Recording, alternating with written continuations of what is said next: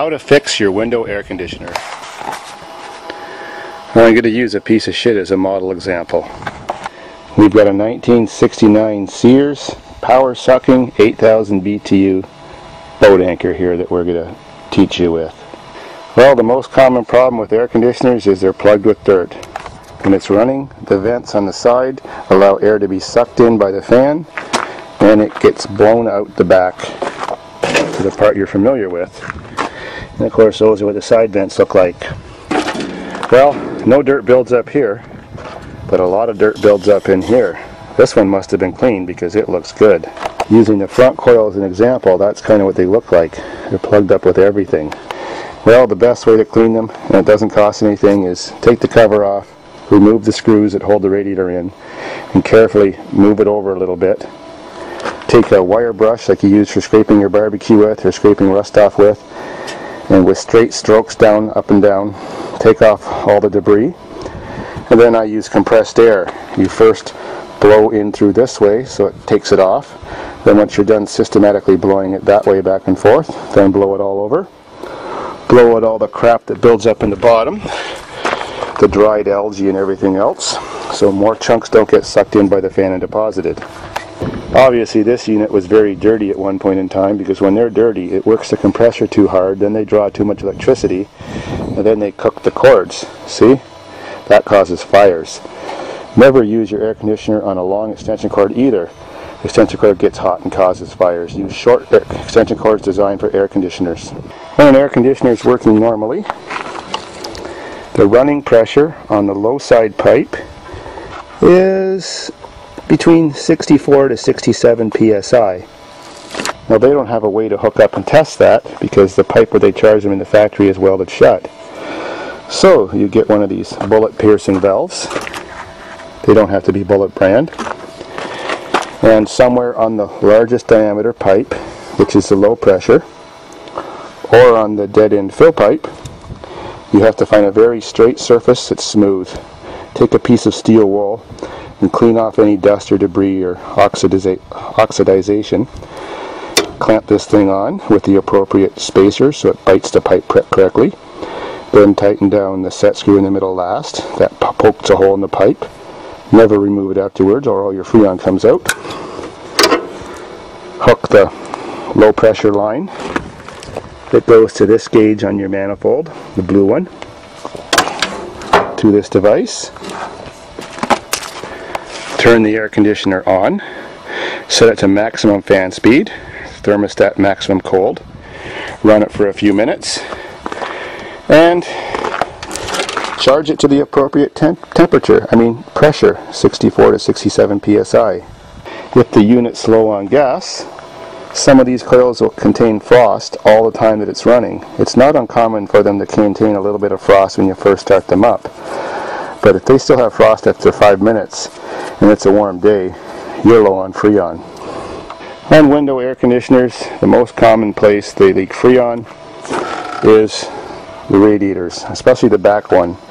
All the corrosion that happens at the bottom, and that liquid just sits there and eats the tubes that pass somewhere through all those fins, and they seep out very slowly, and there's no way to fix them. Sometimes happens a bit on the front radiator too. Common place is this thing called a cap line, the thin little tube that freon actually passes through that looks like a wire. Sometimes the cap line vibrates against itself or against the metal body or some other pipe and wears a tiny hole through. That's actually not hard to resolder. You don't even have to cut the pipe sometimes. If you do have to do any kind of soldering on your air conditioner to fix a leak, well, since you've already got a break in the system and there's air in there or whatever, I prefer to use these little sweat-on valves, as they're called. So you just cut this off, leave a gaping hole, that's your charging tube, stick it in, and solder it in. Works the same as the other one. Now, don't use lead solder on air conditioners. This is called silver solder, or another name of a product that works better is called Sil-Phos. If you use this product to fix a joint or to fix a hole, the pipe just has to be a little bit clean when you use Sil-Phos. It's self-fluxing, works wonderful, it's so easy to use and it's so strong. If you're repairing a pipe wherever on the system or making a joint, you want to use silver solder, then you have to buy a white pasty flux and sand the joints and clean them very well, and then silver solder them. You cannot do your silver soldering or a Silflux job with a propane torch. If this had a MAP gas bottle on it or some higher temperature gas, yes, it will work, but I don't like that. It doesn't work as well. I do all my joints with the heat of an acetylene oxygen torch. It does the job so fast, and you don't get a cold solder joint, so there's less chance of getting a leak. But be careful, it is hot enough that it melts copper very easy. So if you think your piece of shit's leaking Freon, the very first thing to do is an inspection. Look at every little joint, every place where the steel touches a pipe. That can be where it leaks as it wears its way through. Every solder joint, every place where a pipe could be rubbing, stuff like that. Look for an oil spot.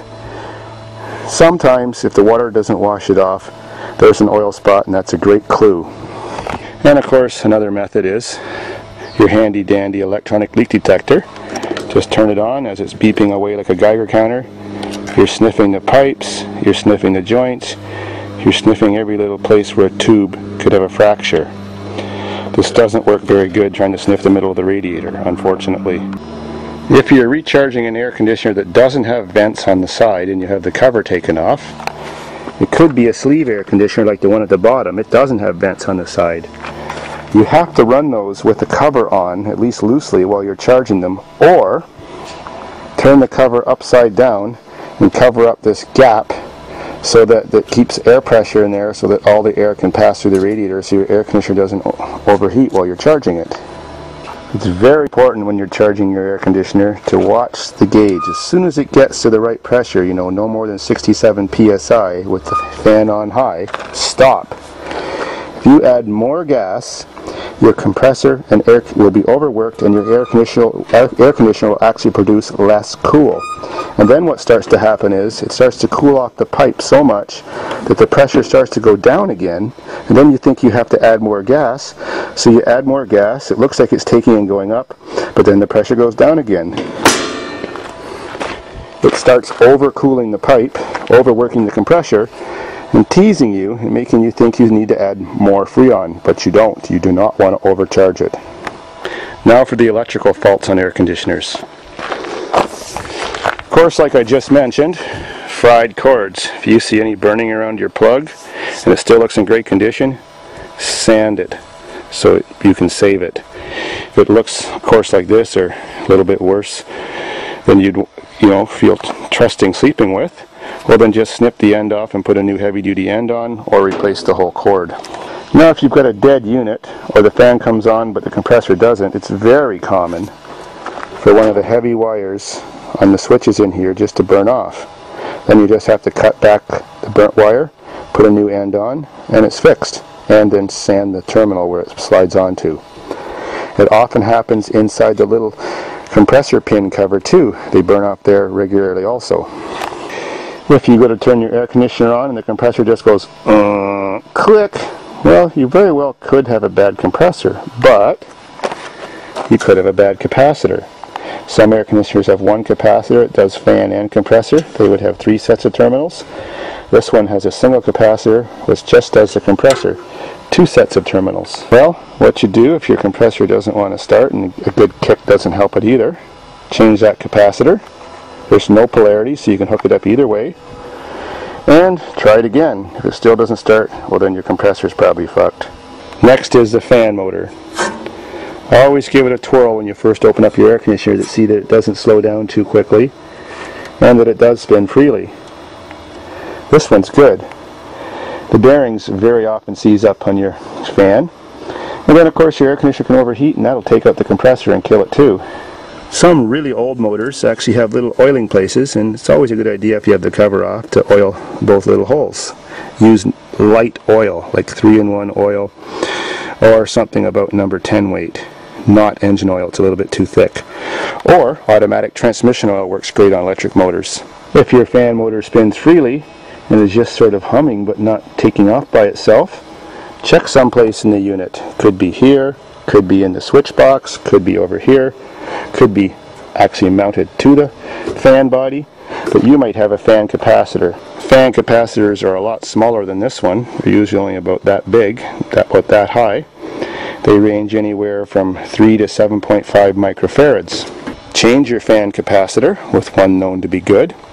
Then try your fan again. Turn it on. If it doesn't take off by itself, or if it only takes off when you give it a whirl, well, with a good capacitor and it doesn't do that, well, then you've got a bad fan motor. So good luck. Replace it with another one or chuck it. If you want to change the compressor in an air conditioner, you have to size it. First the physical size, then the shape of the mounting plate and where the holes are. Some air conditioners like Tecumseh compressors have a plate with a thing you can knock off the bottom and rotate the plate to different positions, or switch plates on them to make the compressor more universal. The easiest way to size them is by their LRA reading, locked rotor amps. That means how much power the compressor draws. If you don't let the motor inside turn, you hold it back. This one says 50 LRA, so it's a 10,000 BTU compressor. Although they've put too big a one in this machine, because it's actually an 8,000 BTU and it's using more hydro than it needs to use. A 46 to 47 LRA motor, compressor, is for an 8,000 BTU, and a 6,000 BTU would be 31 locked rotor amps, and a 5,000 BTU would be 28 locked rotor amps, if we're talking about an oval style piston compressor. Rotary compressors, unlike those ones, look completely different, but work in a similar way. You can actually switch a rotary for a oval compressor or vice versa. Same thing. Their locked rotor amps are usually slightly different value. This one's a 47, so this one's an 8,000 BTU, but they're usually close to the same, so sizing them isn't that hard. Of course, when you use one of those, the mounting base is much smaller, so you've got to re-drill 3 new holes in the bottom of your air conditioner and put some more different bolts in different places. So basically, once you've matched the power capacities of your compressor, or you know they come from a similar BTU of the one you're working on, it doesn't matter what kind of compressor you put in. As long as you can make it fit and put the cover back on, it's going to work. Freon is not harmless to people. It also burns your ass when it gets up there in the ozone and allows all those rays to come in that you don't want. But when you heat up Freon when you're welding with your torch or doing any repairs, it does become a deadly poisonous gas which will burn your eyes and destroy the lining of your lungs. It's just horrible. Don't ever try to ignite a torch where there's Freon coming out. It doesn't burn, but it will burn your lungs. And it may sound hard to believe, but all window air conditioners and all central air conditioners on your building or your home use R22 gas. Well, not quite all. In the last couple of years, there's a new couple different kinds of gas for central air units. But the gas is interchangeable for every other system in the world, so you can work from big ones to small ones, all with the same bottle, which is called R22. And of course, if you don't have your charging manifold gauge set to recharge, but you do have some Freon and you do have a hose, or you actually have 2 air conditioners and you want to be a vampire and suck Freon out of one and put it in another, then you just need 2 of these valves, 1 hose, attach the 2 together. Doesn't matter what pipe you attach to when you're sucking Freon out of an air conditioner, any pipe will work. It makes no difference at all. But when you're charging it, you always choose the largest pipe and hook the valve on a smooth area, or weld it onto the charging pipe. You would just screw the hose onto the valve that would be attached in this large pipe, turn the air conditioner on full blast, attach it to any pipe on your donor air conditioner. While running this one and charging it, they only charge while they're running, then it's sucking Freon in. Keep feeling the pipe. When the pipe starts to get pretty cold, stop. That means it's charged. Sweet, cool, and true redneck.